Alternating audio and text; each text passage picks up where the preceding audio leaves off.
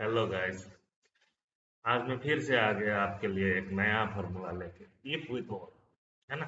Last week मैंने जो upload किया था वो था इफ विथ एन, एंड ये क्या है? इफ विथ और। तो अगर लास्ट वाला वीडियो आपने अभी तक नहीं देखा है तो जाके देख लीजिए। यूट्यूब पे मिल जाएगा या तो फेसबुक में भी मिल जाएगा।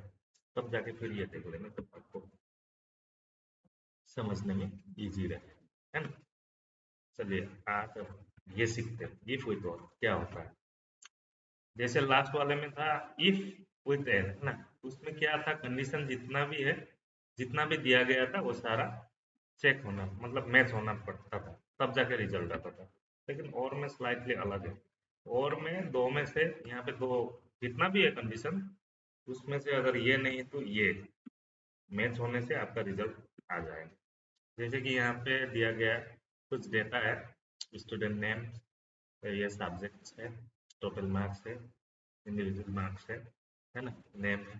तो यहाँ पे मुझे क्या बोला गया, जिस स्टूडेंट का 60 एंड ग्रेटर देन 60 है मार्क्स है, वो पास है डायरेक्टली। या तो उसका ग्रेटर देन 60 नहीं है इंग्लिश में, बट टोटल मार्क्स में अगर 200 एंड अबव, यानी कि ग्रेटर देन 200 है, तो वो भी पास है ना। यहाँ पे दो कंडीशन दिया गया, दोनों में से एक मैच होना पड़ेगा। एक मैच कर लिया तो आप क्वालिफाइड। उसमें लेकिन एन में, इफ विथ एन में क्या था कि जितना भी कंडीशन दिया गया था वो सारा मैच होना पड़ता था, तब जाके बंदा या कोई भी क्वालिफाई होता था।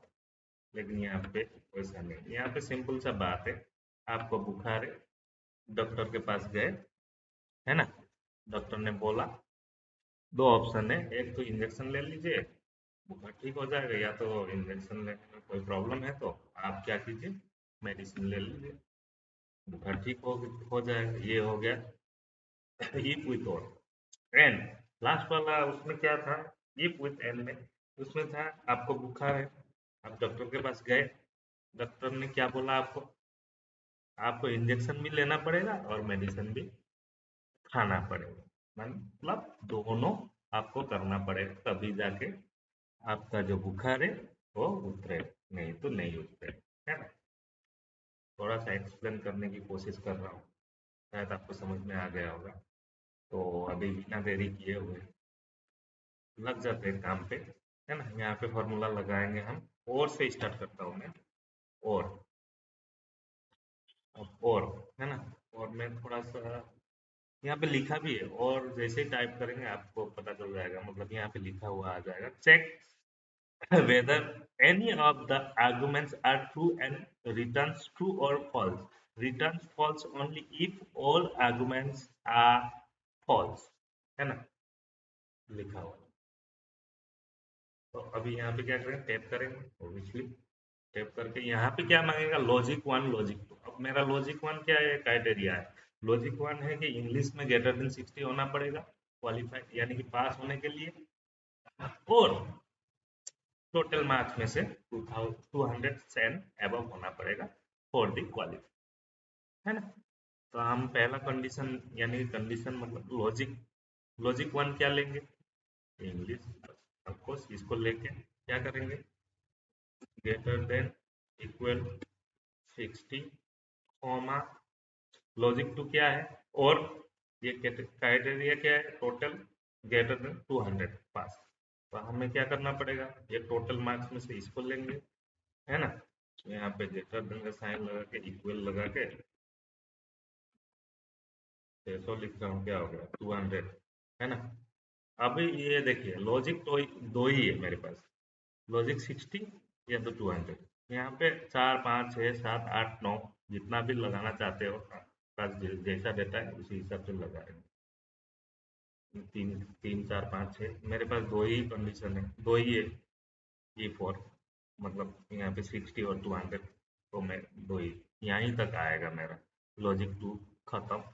यहाँ पे अभी और का जो भी काम था खत्म हो गया। और अभी क्या मांग रहा है, मांग रहा है इसको ब्रैकेट क्लोज करना पड़ेगा, क्योंकि इसका फिनिश हो गया ना। अगर मैं ऐसे ही इफ नहीं लगाऊंगा, अगर इसी को मैं इंटर हिट करूंगा ना, तो क्या आएगा, फॉल्स ट्रू। ये देखिए रिजल्ट सेम ही आ रहा है, रिजल्ट जो है जैसे हमने कंडीशन दिया था वैसे ही आ रहा है। ये देखिए इसका यहाँ पे कितना है, ये इसका तो दोनों मैच हो रहा है, इधर भी 200 से एबव है, यहाँ पे भी 60 से एबव है। इनका यहाँ पे मैच नहीं हो रहा है, टोटल में तो कम है 200 से, लेकिन इन्होंने इंग्लिश में ग्रेटर देन 60 है, इसलिए ट्रू है। अब इनका यहाँ पे भी देखिए 28 103, दैट्स वाई फॉल्स। अभी हमको इस यहाँ पे पास फेल लाने के लिए क्या करना पड़ेगा, यहाँ पे जाके देखिए आप, यहाँ पे देखिए इफ लिखना पड़ेगा। इफ क्या करता है, check whether a condition is meet and return one value if true and another value if false. तो काम ही वही है ना। यहाँ पे लगा के अभी यहाँ पे नहीं लिखेंगे कुछ भी, मैं तो इधर से है ना, यहाँ पे आ जाएगा आपको वैल्यू इफ ट्रू। तो हम क्या करेंगे, वैल्यू इफ ट्रू तो यहाँ पे इन्वर्टेड कॉमा देके पास लिख देंगे,